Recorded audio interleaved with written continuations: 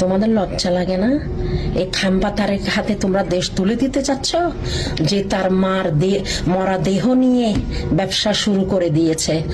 আমরা কি ঘাস খাই হসপিটালের মধ্যে? কি আমরা গরুর ঘাস খাই? হ্যাঁ, ঘোড়ার ঘাস খাই? হ্যাঁ, খালেদা জিয়া তো অনেক আগে মারা গেছে, আমরা বলছি।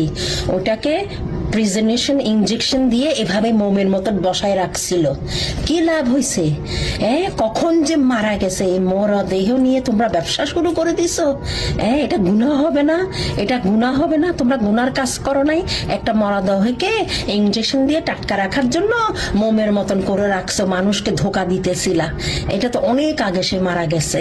এখন তো ইনজেকশন বাইর হইছে, এখন তো মাটির ভিতরেও দিতে হয় না। এখানে যাদের পয়সা আছে ওরা ডুমের ভিতরে রেখে ইনজেকশন দিয়ে একদম জিন্দা লাশ মনে করবে কি সে শুয়ে আছে, পোকাও ধরবে না, পচবে না, বাস্ট হবে না। কিন্তু এখন ওরা কি করছে, খালেদা জিয়ার মৃত্যুটা ওরা বাস করতে হয়েছে, কারণ এটা আর কতদিন এভাবে ওপেনলি ইনজেকশন দিয়ে রাখা হবে? এটা বাস্ট হয়ে আতরে বুতরে ছড়ি পড়তো। ওকে, এই মরা দেহ নিয়েও তোমরা ব্যবসা করতেছো? ছি ছি ছি ছি ছি ছি, কোন জগতে তোমরা থাকো? এই খাম্বাকে আনছে কি বাংলাদেশে? এই খাম্বা কি দেশ চালাইতে পারবে? খাম্বার মাথা সব গোবর ভরা। যে তার মার লাশকে কোনো ইয়ে করতে পারে না, সিকিউরিটি দিতে পারে না, মার লাশ নিয়ে খেলে।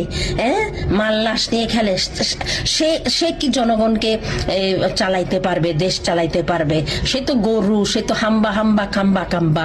দূর দূর দূর, লন্ডনে যা, তোর হাতে লন্ডন ঝাড়ু দেওয়ার সময় আসছে। তুই কি বাংলাদেশে এখানে করিস?